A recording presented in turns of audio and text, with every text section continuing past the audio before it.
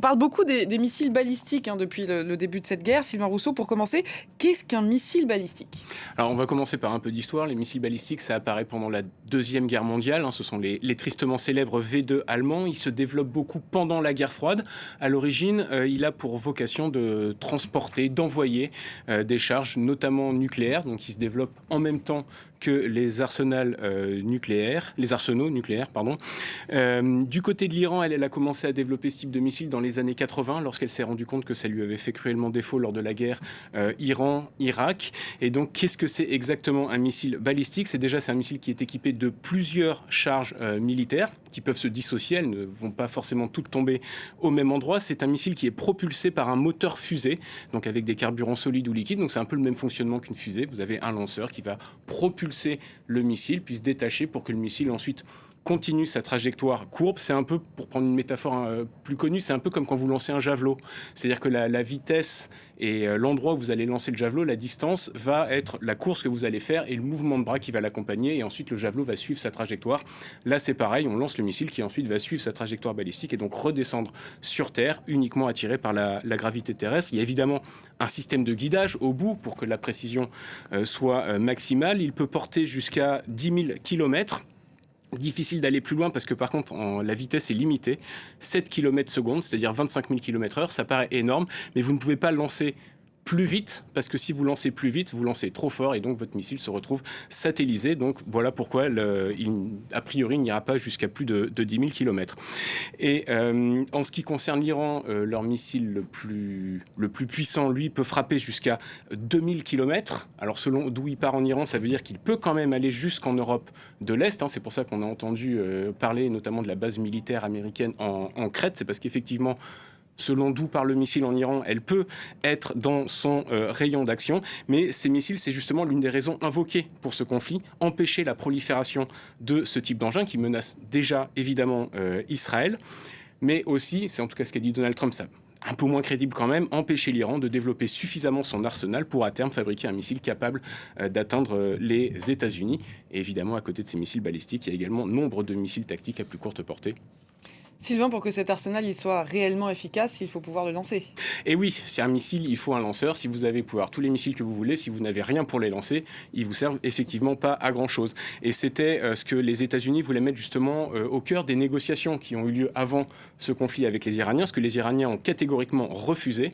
Ils ont abordé effectivement les thématiques du programme nucléaire, mais certainement pas du programme de missiles balistiques. Ils ont refusé d'inclure ça dans les négociations, puisque pour eux, c'est un système de défense dont dépend leur sécurité. Et c'est aussi l'enjeu des bombardements. Pour reprendre la métaphore du javelot, les Israéliens, les Américains visent l'athlète plus que le javelot, parce que c'est tout l'enjeu, c'est justement détruire tous ces systèmes de lancement pour empêcher les Iraniens de lancer ces missiles. Là, il faut bien comprendre que 2000 km pour les plus grands, on parle vraiment de missiles petite ou moyenne portée. Il n'y a pas besoin de gros silos de missiles. On a toujours un peu cette image d'Épinal de la fusée qui sort du sol avec une charge nucléaire. Ça n'est évidemment pas le cas en Iran. Les missiles sont plus petits.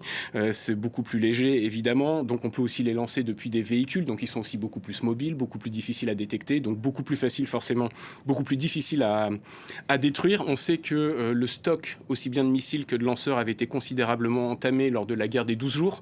En juin dernier, il avait été fortement réduit. On estimait à l'époque qu'il restait quelques centaines jusqu'à 2000 missiles iraniens, mais c'est en tout cas ce que prétendent Donald Trump et Benjamin Netanyahou. Dans le déclenchement de cette guerre, l'Iran renouvelait son stock aussi bien d'engins que ses capacités de lancement à vitesse grand V, mais quand on sait que ce sont les lanceurs qui sont surtout la cible des bombardements, on parle aussi de l'utilisation des missiles iraniens qui tend un petit peu à diminuer depuis quelques heures, quelques jours maintenant. C'est peut-être plus à cause du manque de capacité à tirer que du manque de missiles eux-mêmes. Alors, il n'y a pas que les missiles que l'Iran fait pleuvoir sur ses voisins.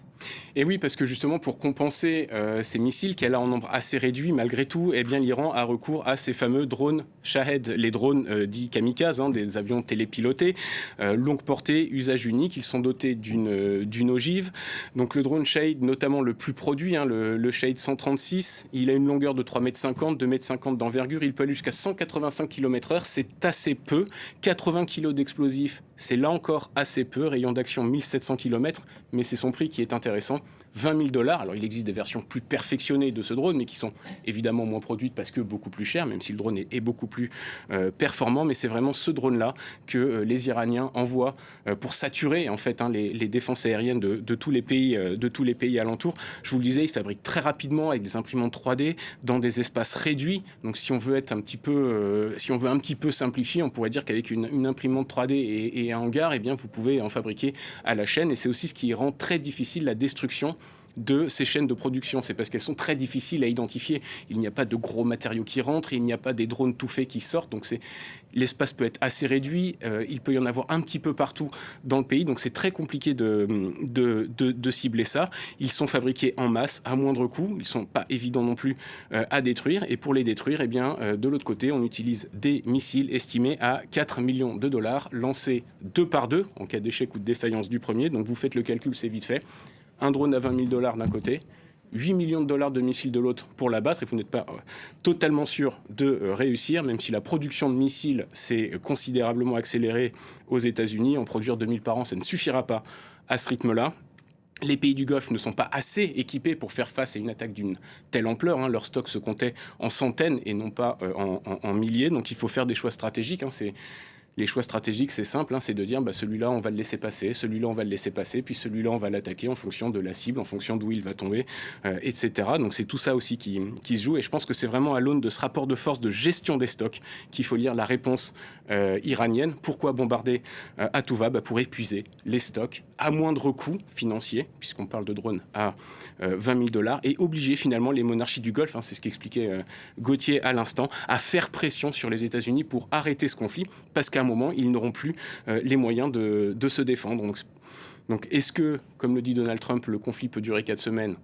C'est pas non plus complètement sûr, parce que effectivement, la capacité de production de drones iraniens est nettement plus rapide que la capacité de production des missiles défensifs. Donc, la question n'est pas tant de savoir combien de temps peut tenir l'Iran à ce rythme-là, mais plutôt combien de temps vont pouvoir se défendre les pays du Golfe. Merci beaucoup pour toutes ces explications, Sylvain.